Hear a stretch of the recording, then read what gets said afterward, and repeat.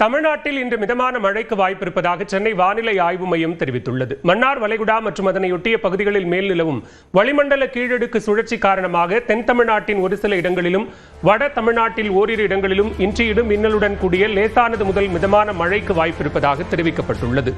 தமிழ்நாட்டின் ஓரிரு இடங்களில் நாளையும் மிதமான மழைக்கு வாய்ப்பிருப்பதாக கூறியிருக்கும் வானிலை ஆய்வு மையம் பொங்கல் தினமான 15ஆம் தேதியன்று தமிழ்நாட்டில் வறண்ட வானிலையே நிலவும் என்று தெரிவித்துள்ளது. தமிழ்நாட்டில் வடகிழக்கு பருவமழை கடந்த அக்டோபர் மாதம் 16ஆம் தேதி தொடங்கிய நிலையில் அடுத்த 3 நாட்களில் வடகிழக்கு பருவமழை தென்னிந்திய பகுதிகளில் இருந்து விலகுவதற்கு வாய்ப்புள்ளதாக தகவல்கள் தெரிவிக்கின்றன.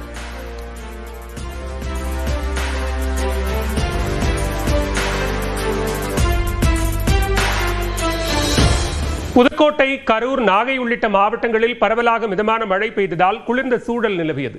புதுக்கோட்டை மாவட்டத்தில் அறந்தாங்கி, ஆவுடையார் கோவில், நாகுடி, கட்டுமாவடி, கோங்குடி, அத்தானி, மணமேல்குடி உள்ளிட்ட பகுதிகளில் காலை முதல் விட்டுவிட்டு மிதமான மழை பெய்தது. இதனால் காலையில் பள்ளி செல்லும் மாணவர்கள் அலுவலகம் செல்வோர் அவதிக்கு ஆளாகினர். திருவங்கூர், சந்தமனை, வெள்ளாட்டுமங்கலம் உள்ளிட்ட கிராமங்களில் சுமார் 3000 ஏக்கர் பரப்பளவிலான அறுவடைக்க தயாரான நெற்பயிர்கள் மழைநீரில் மூழ்கி அழுகும் அபாயம் ஏற்பட்டுள்ளது. எனவே வேளாண் துறை அதிகாரிகள் நேரில் ஆய்வு செய்து தங்களுக்கு உரிய இழப்பீடு வழங்க வேண்டும் என்று விவசாயிகள் கோரிக்கை விடுத்துள்ளனர்.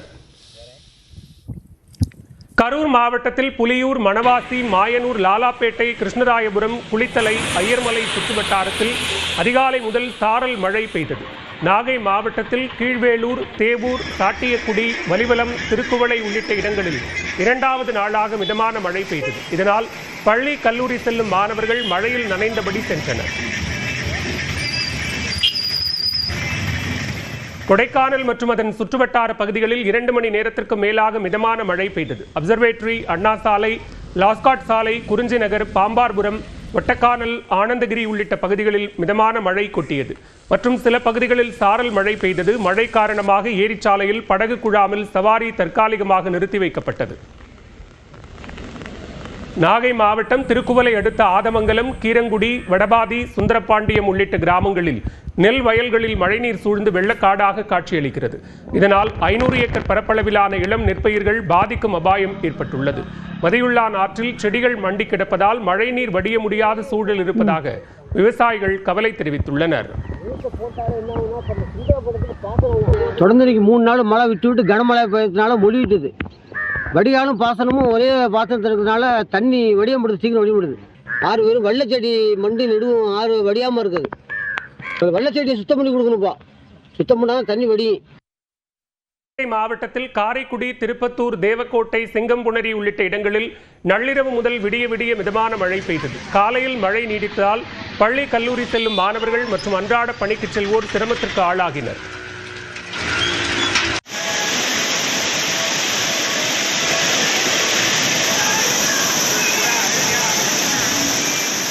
தென்காசி மாவட்டத்தில் மேற்கு தொடர்ச்சி மலைப்பகுதிகளில் இரவு முழுவதும் கனமழை கொட்டி தீர்த்தது. இதனால் குற்றால மெயினருவியில் கடும் வெள்ளப்பெருக்கு ஏற்பட்டுள்ளதால் சுற்றுலா பயணிகள் குளிக்க தடை விதிக்கப்பட்டுள்ளது. 5 அருவி, புலியருவிகளில் மிதமான நீர்வரத்து உள்ளதால் அந்த அருவிகளில் மக்கள் குளித்து மகிழ்ந்து செல்கின்றனர்.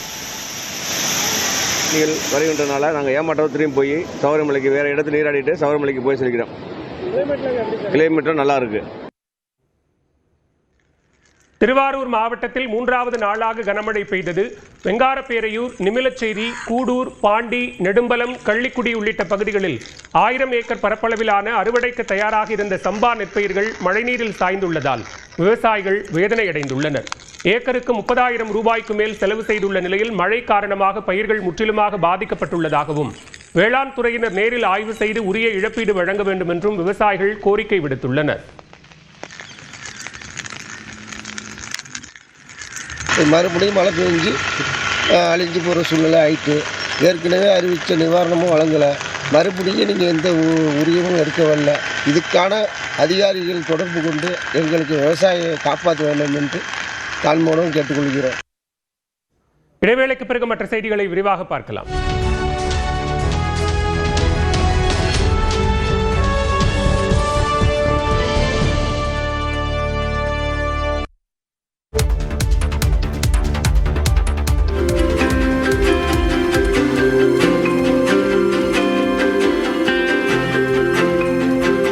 ரஷ்யாவில் உறைய வைக்கும் பனிப்பொழிவுக்கு மத்தியில் ராட்சத பலூன்களில் பறந்து எழில் கொஞ்சும் இயற்கை அழகை சுற்றுலாப் பயணிகள் கண்டு வியந்தனர். ரஷ்ய தலைநகர் மாஸ்கோவில் பாரம்பரிய வெப்ப பலூன்கள் திருவிழா நேற்று முன்தினம் நடைபெற்றது. இதில் பல்வேறு வண்ணங்களில் 30 வெப்ப பலூன்கள் இடம்பெற்றன. மாஸ்கோ மட்டுமின்றி பல்வேறு நகரங்களிலிருந்தும் வந்திருந்த சுற்றுலாப் பயணிகள் ராட்சத பலூன்களில் பறக்க ஆர்வம் காட்டினர்.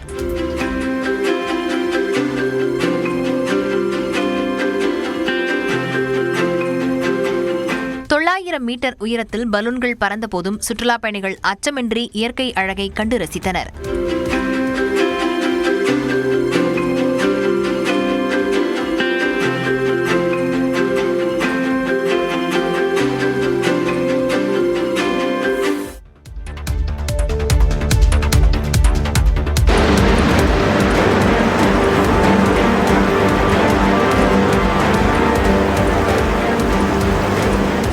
ஸ்கீலா நகரில் உள்ள கடற்கரையோர சாலை மீது ராட்சத அலை பாய்ந்ததில் வாகன ஓட்டிகள் அச்சத்தில் உறைந்த காட்சிகள்தான் இவை. இட்டலியின் தெற்கு பகுதியில் உள்ள ஸ்கீலா நகரிலிருந்து ஏராளமானோர் வாகனங்களில் சியானலியா நகர் நோக்கி பயணம் மேற்கொண்டனர். ஸ்கீலா நகரில் உள்ள கடற்கரையோர சாலையில் அமைந்துள்ள சுரங்கப்பாதையை வாகன ஓட்டிகள் கடக்க முயன்றனர். அப்போது திடீரென ராட்சத அலை எழுந்து சாலை முழுவதும் கடல் நீர் புகுந்தது.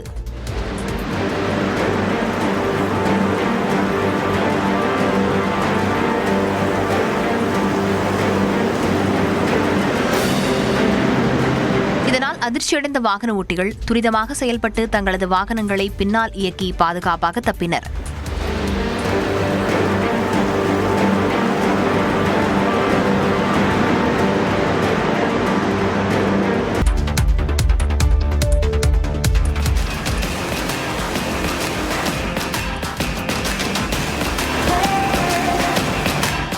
அமெரிக்காவின் கிளாவியா எரிமலை தொடர்ந்து சிவப்பு நிறத்தில் லாவா குழம்புகளை வெளியேற்றி வரும் காட்சிதான் இது. அமெரிக்காவின் ஹவாய் தீவில் உள்ள எரிமலை உலகில் மிகவும் தீவிரமாக உள்ள எரிமலைகளில் ஒன்றாக திகழ்கிறது. இது கடந்த 2024 ஆண்டு டிசம்பர் மாதம் முதலே அடிக்கடி சீற்றத்துடன் காணப்படுகிறது. இதன்படி தற்பொழுது சிவப்பு நிறத்தில் லாவா குழம்புகளை வெளியேற்றி வருகிறது.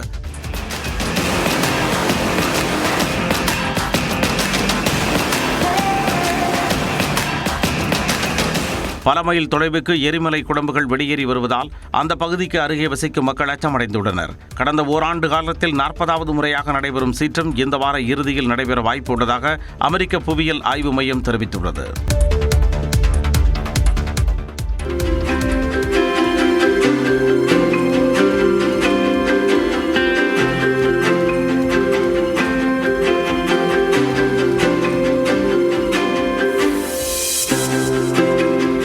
கொடைக்கானலில் நடைபெற்ற கண்காட்சியில் இடம்பெற்ற தனக்கு அம்பேத்கர் விருது அறிவிக்கப்பட்டுள்ளதை வாழ்நாள் பேராக கருதுவதாக விசிக பொதுச் செயலாளர் சிந்தனை செல்வன் மகிழ்ச்சி தெரிவித்துள்ளார்.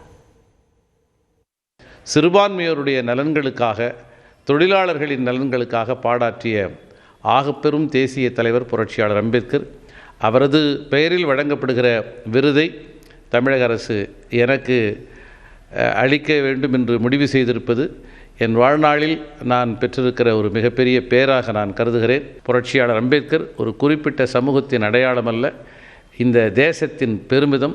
அவரது கொள்கையை, அவரது உணர்வுகளை, அவரது கனவை தொடர்ந்து மக்களிடத்தில் எடுத்து செல்ல, இளைய தலைமுறையிடையே கொண்டு செல்ல இந்த விருது எனக்கு மிகப்பெரிய ஊக்கத்தை தரும்.